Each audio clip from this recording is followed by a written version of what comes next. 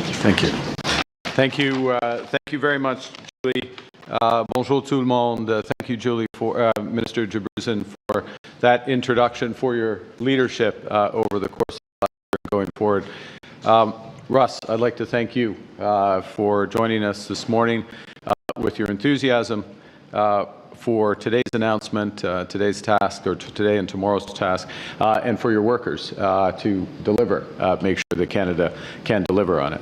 And we need to deliver because Canada is facing major challenges from a rapidly changing world. Les États-Unis modifient radicalement l'ensemble de leurs relations commerciales, transformant ainsi bon nombre de nos anciens atouts en vulnérabilité. La guerre fait rage au Moyen-Orient et en Ukraine, ce qui fait grimper en flèche les prix de l'énergie partout dans le monde et chez nous. L'essor rapide de l'IA commence à transformer notre façon de vivre et de travailler et génère une demande en énergie sans précédent. Les changements climatiques s'intensifient, les tempêtes sont plus violentes, les inondations plus importantes et les feux de forêt plus dévastateurs. Il est donc essentiel que le Canada développe sa résilience et apporte sa contribution. Canadians are feeling all the impacts of these big changes at their kitchen tables, at the pumps, on the factory floors, as costs rise and uncertainty casts its heavy shadow. The good news is that unlike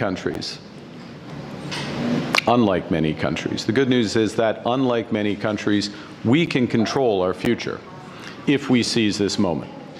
And that means applying several lessons that these big forces have revealed. First, when the world fundamentally changes, we must respond with new approaches.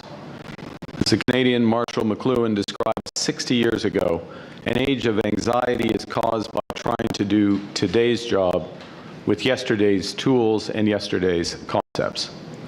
Canadians get that. Canadians get that, which is why they're changing how they shop, where they travel, and how they come together. And governments must now follow their lead. The second lesson is that in a much tougher world, we have to take care of ourselves. And the right path, as this government has stressed, the right path forward is to build big and to build for all, with code, copper, and steel. And to that end, Canada's new government has been moving fast. We've already referred 21 nation-building initiatives to the Major Projects Office, projects that will connect, diversify, and propel our economy through over $125 billion in new investment. L'année dernière, la construction de la nouvelle centrale nucléaire de Darlington a commencé en Ontario. En mars, nous avons donné le coup d'envoi d'un projet d'expansion du terminal de Contrecoeur au port de Montréal, 40 ans après sa conception initiale. Ce projet a été lancé quelques mois après notre arrivée au pouvoir. Cet été, nous lancerons le projet de route de la vallée de Mackenzie dans les territoires du Nord-Ouest, un projet dont j'attends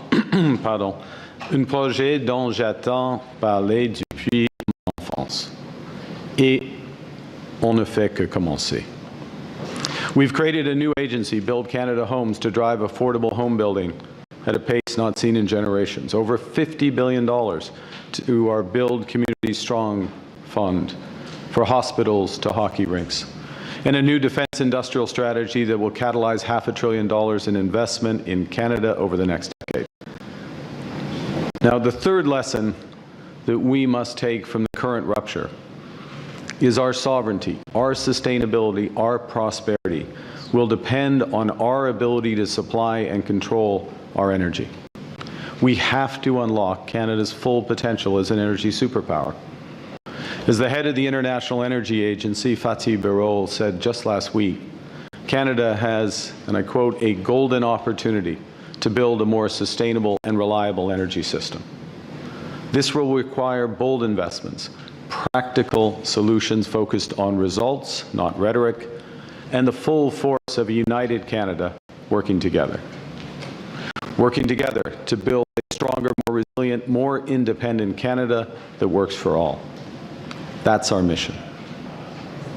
And as the Minister just said, central to that mission is more electricity. As our industries expand, our economy grows, AI accelerates, electricity demand in Canada is expected to double by 2050. So we will double our grid. That's the headline. Canada will double its electricity generation over the course of the next 2 decades. Because the path to affordability is electrification. The path to competitiveness is electrification. The path to net zero is electrification. Electrification underpins everything: our emissions, our environment, our economy. Et dans un monde en évolution rapide, le Canada prend son avenir en main. Grâce à notre nouvelle stratégie nationale d'électrification, nous bâtirons rapidement et à grande échelle pour doubler notre réseau énergétique et bâtir un Canada fort qui sera alimenté par une énergie propre, abordable et fiable. Over the coming decades, Canadians will use more electricity because many of the things we use every day, the cars we drive, the heaters in our home, the machines in our factories, are switching to electric power. Doubling our grid to meet that demand won't be easy. The scale is huge, the timeline short, and the task of getting the right mix of power is complex. If we get it wrong, Canadians will pay higher utility bills.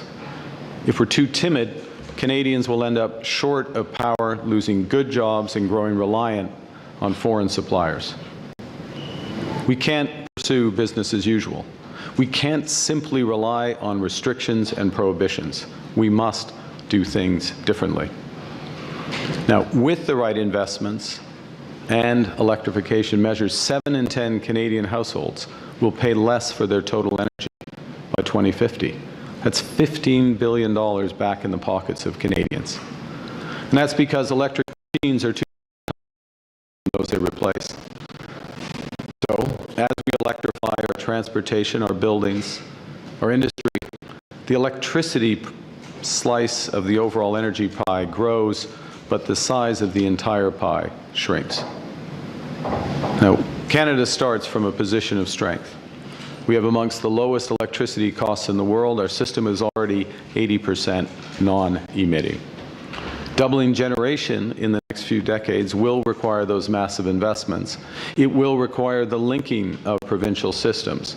It will require the spreading of costs over time using our AAA balance sheet so that ratepayers don't pay all of the costs of investments today for benefits that Canadians, all Canadians, will benefit from and our planet will benefit from over decades.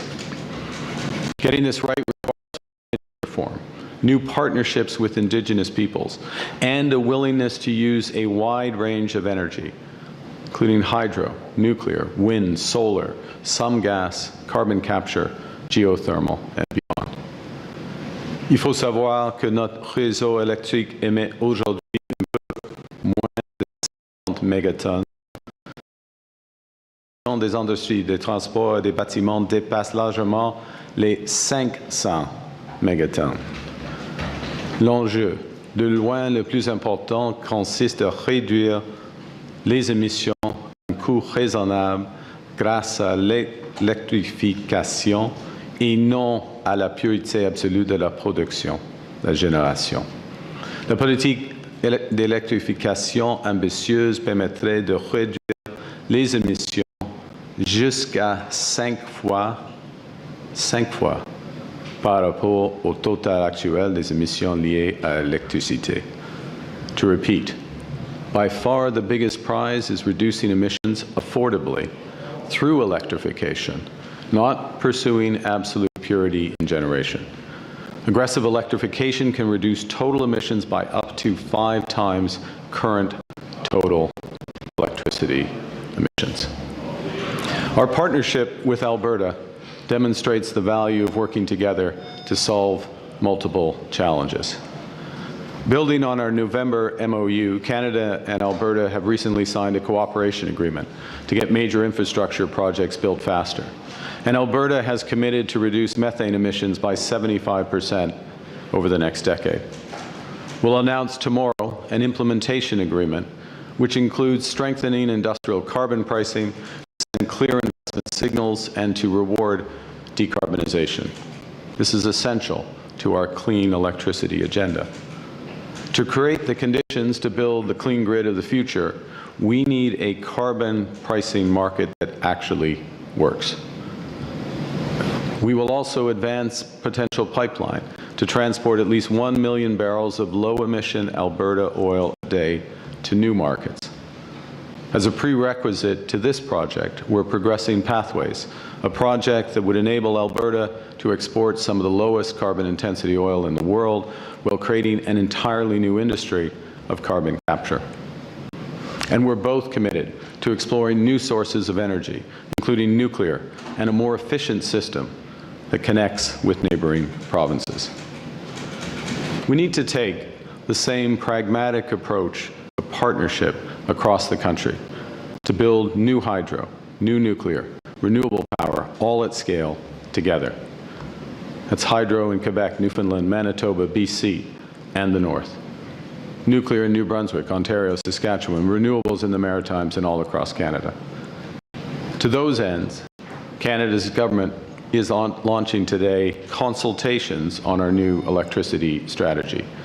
And over the next few months, we'll work with provinces, territories, Indigenous peoples, utilities, unions, to identify the actions needed to double our grid most effectively and affordably. The strategy rests on 4 pillars: build, connect, train, and make. And first, as you've heard us say before, it is time to build. We need to build more transmission lines, more transformers, more wires, more power. Alors, nous accélérons déjà la mise en œuvre de plusieurs projets d'énergie propre qui permettront d'ajouter des milliers de mégawatts à notre réseau électrique. Les éléments nécessaires à l'électrification sont en place. Des crédits d'impôt à l'investissement remboursables, de taux d'imposition sur les investissements les plus avantageux de G7, des prêts de la Banque de l'infrastructure du Canada et du financement par le Fonds de croissance du Canada. And we're proposing to augment all of these, including by adding a new investment tax credit for interties between provinces and within provincial networks.